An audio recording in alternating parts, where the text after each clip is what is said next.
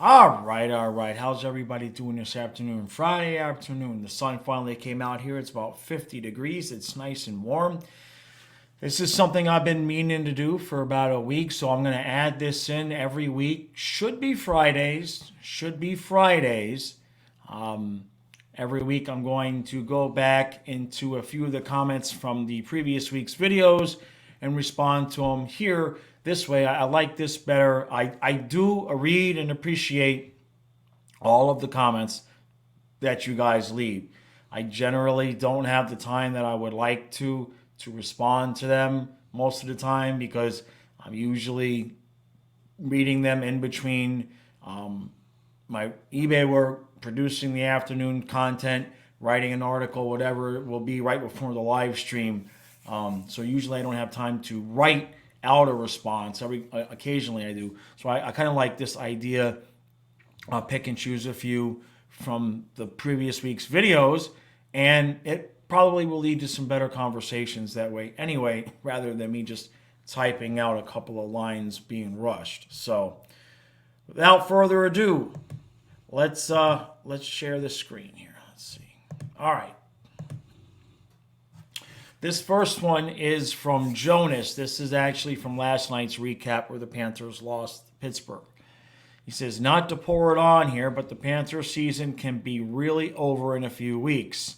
Their upcoming schedule includes the Devils twice, the Rangers, Bruins, Avalanche, Hurricanes, Golden Knights, and Islanders. They've got some winnable games in there like Detroit and Arizona, but it gets really tough from there. I would add Detroit in with the tough games, considering they're ahead of us. Anybody ahead of us, anybody that we're competing with. I wrote about this in the article this morning. For those of you who are YouTube members or Patreon members, I write an article after every game, and there's just two tiers here, right? You've got the Devils, Bruins. We're not catching them. Hurricanes are really probably not. They're probably going to be a top three team. So those are teams where you want to win, but if you get a point, all right, you've done yourself decent. Where we need 2 points in regulation, the Rangers, Islanders, okay? Those two, and Detroit, excuse me. Rangers, Islanders, Detroit, those games, I know it's early on in the season, but it is beginning to become at that point in time where we have to start standings watching, not necessarily games in hand just yet. That's a little bit absurd before Christmas. But 1 point, 2 point, 2.3 points, 2 points for us, none for them. At the very end of the season, it's going to be 3 or 4 points, give or take one way or another, that gives us that eighth seed or not the eighth seed. And look, I know we all still have a little bit of PTSD from not being as good as we were last year. And I know a lot of people say it won't matter if we make it in, won't matter if we make it in. Those two opinions set aside, my focus is what do we have to do to get in? Okay? We were the 1 seed last year, didn't do us a damn lick of good. So 8 seeds before have gone through and won. All right? I'm not saying this team's going to do that, although I did say this team was going to win a cup. So my focus is what do we have to do to get in? All right? The Islanders are right there ahead of us. The Rangers are ahead of us. We know the Wings are ahead of us. And to what Jonas's point is here is that playtime is over, right? We've had a rather easy schedule. I remember a lot of people in the preseason called me crazy because I said we were going to start off slow because they said, oh, come on, look at the schedule. The schedule's very easy compared to a lot of the other teams. We should start off just fine.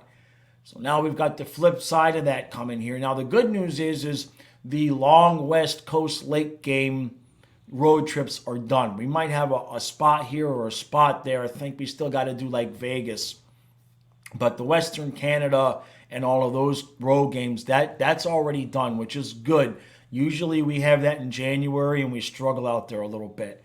So Jonas is absolutely correct here. The season, if we don't do well in these games, we could be 7, 9 points out. And at that point, you kind of have to call it at that point. He's not wrong. These next week, 2 weeks, it's going to determine whether or not we're even going to be able to compete for that 8th seed. All right. Going to move on here to Jim Woodle. Jim Woodle. This is a comment in the video I made where people call me crazy, where I say, how can the Dolphins beat the Bills this weekend? Jim's a good old-time Dolphin fan like myself. He says, I like that strategy of throwing to the backs. I wonder if Tua shies away from doing that because he never had to do much of it at Bama with receivers running wide open all the time.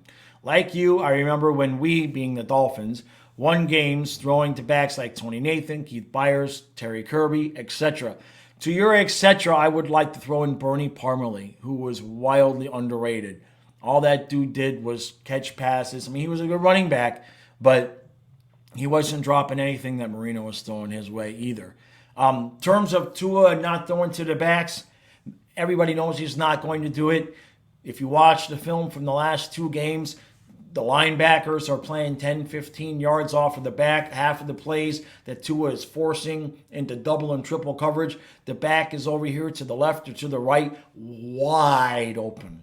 Okay? If I was in that position, I could catch the ball and gain 8 yards before they decapitated me because I'm so small. But the point is that teams are giving the Dolphins those running backs. They're just out there. It's like a wasted man on the field. It really is. I doubt McDaniel's going to change his style and play selection at this point, but you never know. He seems like a thoughtful guy. He seems like somebody who's not afraid to, roll with how things are going. I would be madly, wildly disappointed if the Bills give us those throws and Tua doesn't take advantage of them at least a little bit. All right. Moving on.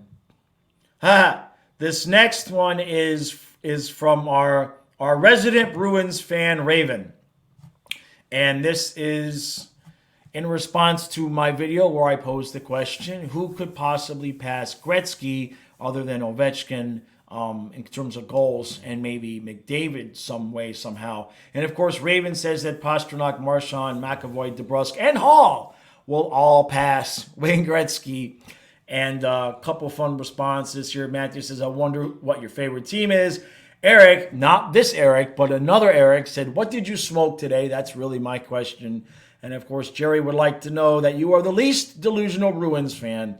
So Raven, you made it, Raven. You made the big time. I don't think any of those guys are passing Gretzky, though. I got to call you out on that one. All right, moving on. All right, this is a couple of comments on one of the recent reviews with Stu. First thing is from Bill, because Stu was talking about a picture that he has with his son when he met Randy when they were doing the radio. Bill says, we got to spend a period in the radio booth with Doug and Billy a few years ago as a season ticket holder benefit. We waved to Randy in the TV booth next door. Both guys were so nice. They explained how they worked together on the equipment. It's a great memory, especially since I listened to them on the in-house radio during the game. Yeah, my experience with all these guys has just been fantastic. Actually, I know we get Randy on the show, and we've had Billy on the show. Doug, I have not had any interactions yet with. Goldie was the original person who interacted with me years ago. He allowed me to put his face on a shirt, and then actually his foundation donated some money when we were really struggling. Donated some money that gave Matthias some therapy that really, really helped. So yeah, my experience with all of these guys has been fantastic. Now, this next comment is from Stan Chang, who's a new subscriber, new fan of the channel, always jumping on with the comments, so I wanted to make sure I included you. And at the same time, this comment is about Stu, who you all know from the reviews. Some of you who have only been with the channel for a little while don't realize Stu is kind of new to the channel as well. This is his second full year making videos with me.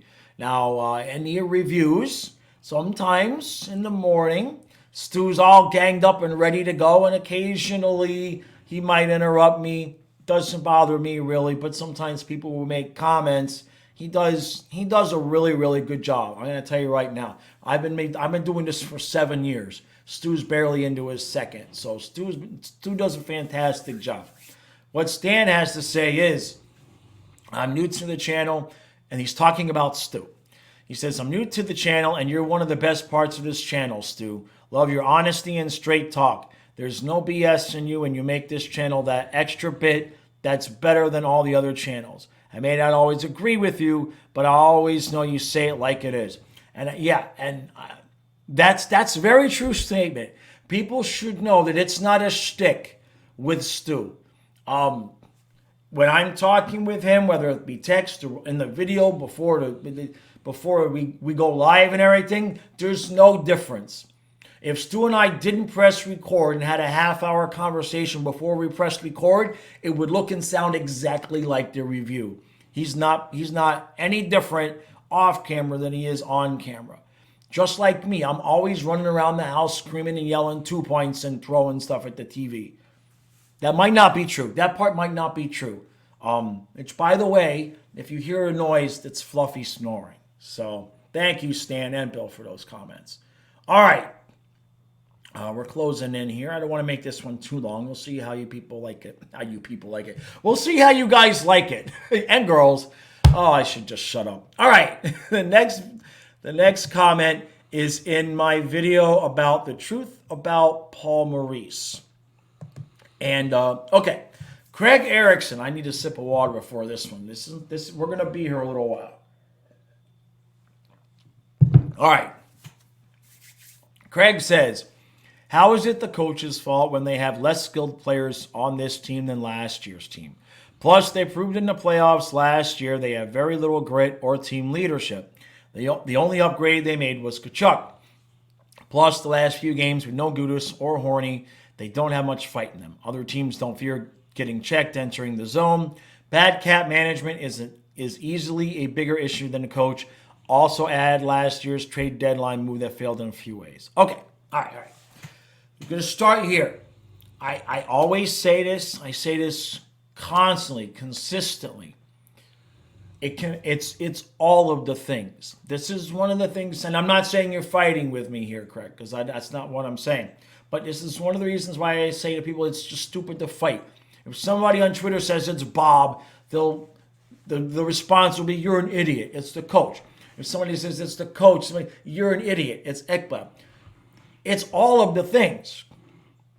It's all of the things. So if I make a video about Maurice, that doesn't mean that I don't see the other things.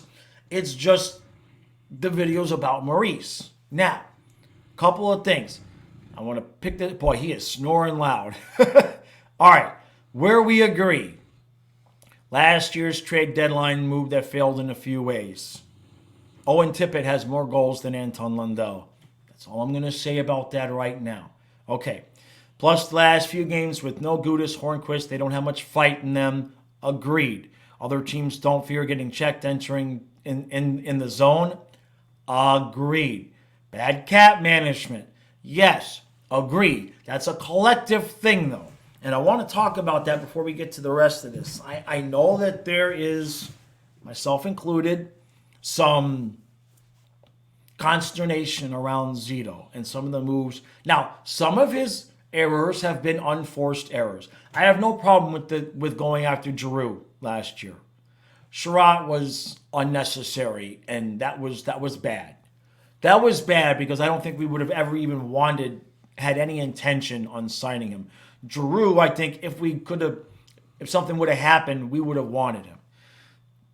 So I semi-agree there. But some of the things that Zito's having to do are not his doing. Some of it is, but, he had really no choice but to buy Yandel out. He didn't sign Bobrovsky, okay?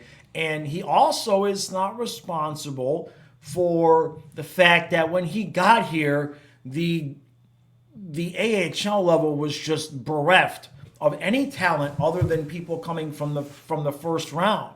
Okay, there was nobody to come in where we draft the guys second, third, fourth round and we can start plugging in holes. We had nobody. So he had to go out and get Reinhardt, Bennett, okay? Forsling, plucked from the waiver wire. Mahura, plucked from a waiver wire. You could look at Forsling and Mahura and say those are guys that Zito plucked from the waiver wire that we really, with good management, should already had developed in the minors. But that's not on Zito because he wasn't here. Now, his drafting so far, he hasn't been here that long. You got to give it a little bit of time to play out. I don't think it's spectacular. I think so far it's a little bit better. But, talent didn't exactly miss all over the place either. We still got some good talented guys. He would miss in those mid-later rounds. So some of this is Zito's doing, and some of it is, look, sometimes you have no good options. Like the thing with Hornquist and Marchment, okay? You had to choose. And looking at this team without Hornquist, I can't blame Zito for choosing Hornquist over Marchment. However, here's where it all gets jumbled up into a giant ball of mess where it's impossible to really deconstruct exactly any one fault, okay? You say, how is it the coach's fault when they have less skilled players on this team than last year's team? Plus, they proved in the playoffs last year they had very, very little grit. Let's just stop there. Because I don't disagree with you. However, this is where it's a mess. They proved last season they had very little grit. Agreed. So what did we do? We go out and hire a coach who wants guys to play with grit. But then all we did really to change things was get Tkachuk, but you lose Marchment. And we're going to get into some of the people that we lost in the next comment, so I don't want to overdo that. In terms of Maurice, what we have here is I keep calling it Franken team, but it's Franken franchise at this point. So hear me out, because this didn't happen in a bubble. I started this channel 2016 after the Summer of Hell. What was the Summer of Hell? The Summer of Hell was when we had just almost beat the Islanders, and the ownership decided playing this style of hockey where teams were afraid to come into the zone because we had guys like Branson that were going to knock their heads off, okay? The ownership decided, no, we're going to go analytical. We're going to go fast. This is what we're going to do. So we got rid of Branson. We got rid of Kulikov. We brought in Yandel, okay? We made some changes, all right? Then Gallant, Huberdeau gets hurt. Gallant starts 11-11 or whatever, and boom. We fire Gallant. We put in Tom Rowe. Okay, at that point, the team, the ownership decided we were going to go, I wouldn't say all in with analytics, but by the time we got to last season, look at where we were. We were fast. We were run and gun. All right, we were analytical darlings. Okay, it wasn't much grit to speak of. We didn't need it. We needed decent goaltending, and if they scored 4, whatever, we're going to score 6. We ain't worried about it, right? Okay, right? But that initial year after the Summer of Hell, the year that we fired Gallant and we got rid of Rowe, and then we had the Bugner years, we were a Franken team. We had half a team left over from playing this gritty style, and a new half of a team where we were trying to become this fast, super skilled, high-scoring machine. So we finally accomplished that last year, and ownership decides, whoopsies, whoopsie-doodles, maybe we should have stayed with the grit, right? So what do? We get rid of the coach. We change some guys, blah, blah, blah. Another summer of massive change. And now we're Franken team again. We got 3/4 of a team from last year who are ready to play run and gun. We got a couple of gritty guys. We got Kachuk. We got Gudis. We lost the most grittiest guys we had with Achari, Marchment. Again, we'll talk about that in the next comment. But the reason why this is some Zito's fault, some the owner's fault, and some Maurice's fault, because at the end of the day, it's the coach's job to figure out, this is the guys I have, this is the talent that I have, and put them into positions to win. And you've got Barkov and Reinhart entering the zone, playing dump and chase. You got Luster-Reinen entering the zone, playing dump and chase. That's bad asset management. It's bad coaching. These are the guys we have. A good coach's job is to say, this is the team I have. How can I make these guys work? What Maurice is doing is saying, this is the system I have, and you players better make it work. Big difference. Big difference. And I'm going to go on to the last comment because it dovetails into the same thing. The last comment here is, what video is this from? This is from when the Panthers lost to the Kraken. My recap from that. Automatics, my good friend Jeff. Somebody asked me the other day who my first subscriber would have been. And I don't know if Jeff was number 1 or number 2, but it was either Jeff subscribed, then Lucas Rats on the Ice, or Lucas and then Jeff. So maybe they subscribed at the same time. So that's how long Automatics, his real name is Jeff, has been around. Now, he was on a couple fan panel videos during the off season.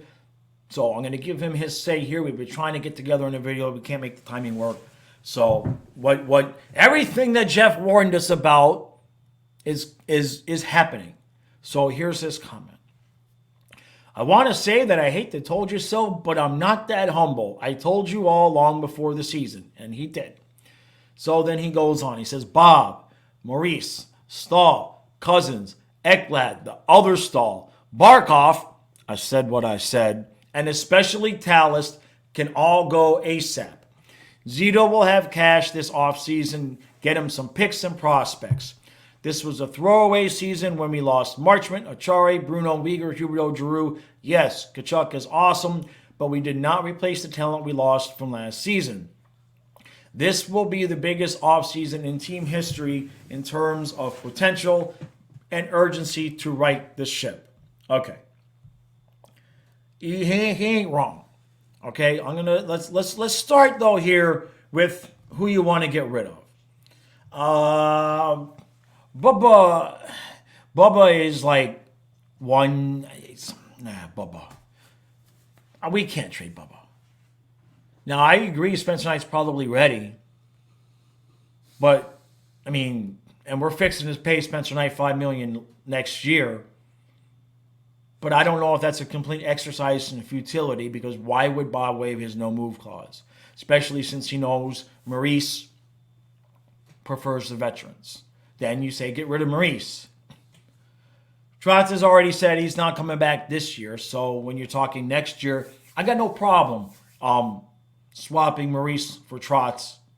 Don't know if they're going to do it, but one good thing about having this knee-jerk ownership is that if we don't make the playoffs, they may just overreact again and fire Maurice and look for another coach. Okay. Both Stahl brothers, unfortunately, they're not our problem. They're not the answer. They're not part of a championship run unless we miraculously win it this year. But they're not our problem. Cousins, agreed. Not an Achari replacement. Not a Marchment replacement, not even a Mammon replacement. Maybe no, I can't even convince myself of that. No, I agree with that. Ekblad, again, no move clause. Totally agree with you, but can you imagine what we're going to have to give up to move Bob and Ekblad? First off, who's going to have that kind of space? And we're not the only ones that see Ekblad playing like this. Other teams aren't blind. Who's going to want him at that price? We'd have to eat half of his salary, too. Now the Barkov thing. Come on. We ain't trading Alexander Barkov. I can't even imagine what we'd get for him. I can't imagine the hell that it would be. I can't say trade Barkov. I know you said what you said, and certainly wouldn't put anything past Zito. Now, Tallis, I agree upon. Maybe the only reason I think Luongo's not the goalie coach is he must not want it. He must not want it. Maybe his hip isn't even good enough to go out there and do that. I don't know. But I agree with you on Tallis, man. Get rid of Tallis before he gets to Guzda, because I am excited about that kid Guzda. He's 21. He's 6'5". He looked good in the preseason. And I'm not saying he's going to be Vasilevsky, but Knight and Guzda, we could be good to go there. Now, Zito will have cash this offseason, get him some picks and prospects. This was a throwaway season when we lost Marchment. And that's really, look, you say Marchment, Achari, Bruno, Wigo, Huberdeau, Giroux. Yes, okay. The Giroux thing wasn't really a big part of the President's Trophy. Huberdeau, Kachuk, production-wise. Uyghur, can you imagine how bad it would be if it was still Uyghur and Ekblad, considering how Ekblad's playing? At least Forsling is out there saving Ekblad's ass. Think about that, Jeff. If we hadn't gotten rid of Uyghur, it would be infinitesimally worse.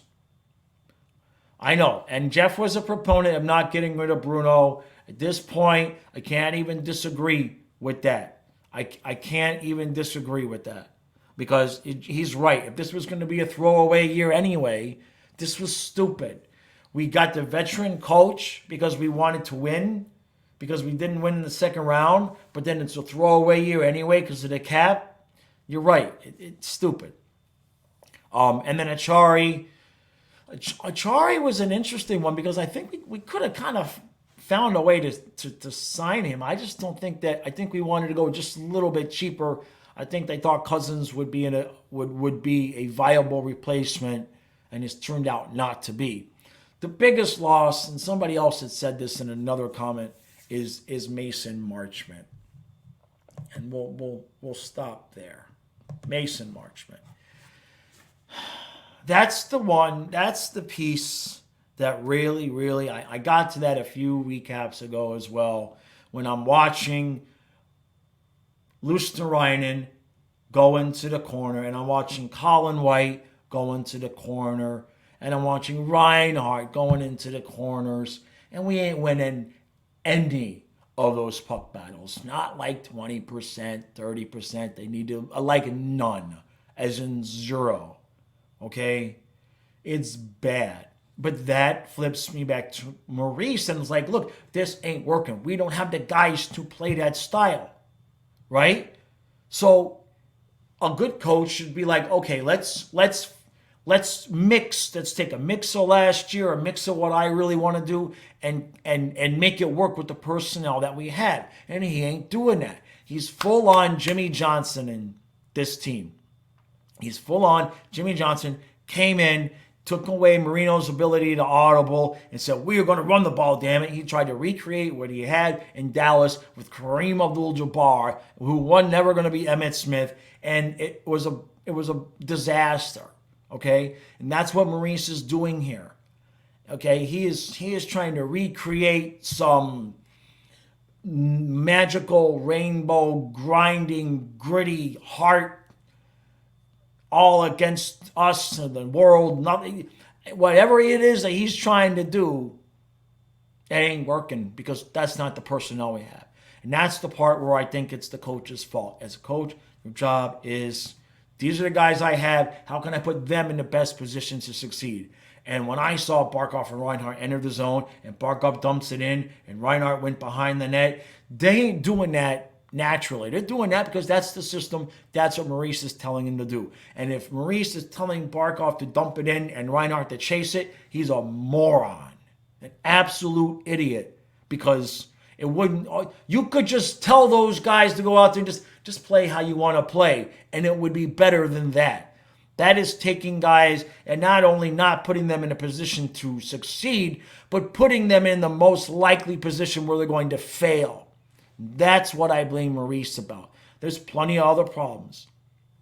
Zito was handed the keys to a Ferrari, but it had already like some damage. It had already been an accident and it had some leaks, and the leaks were eventually going to have to be repaired. And he's done some good things and he's done some not so good things. Okay? But one of the biggest things that keeps happening, I said this to somebody the other day.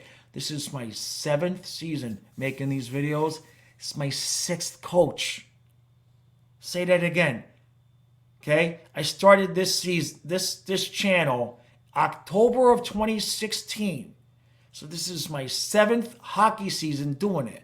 6 coaches. 6 coaches. Who's the one with the trigger finger as soon as we don't win? Blowing everything up, saying we have to change everything. The ownership has to take some ownership. And I know they're great owners. The only reason the team is still there, but they got itchy trigger fingers. It's not just Maurice, Zito, players, Bob. This starts at the top. Because as much as I'm bitching, Stu's bitching, other people bitching on Twitter, we don't have a say in the team. And I'm pretty sure Viola wasn't reading our comments and watching our videos going, yeah, blow it up. No, that's him. That's him.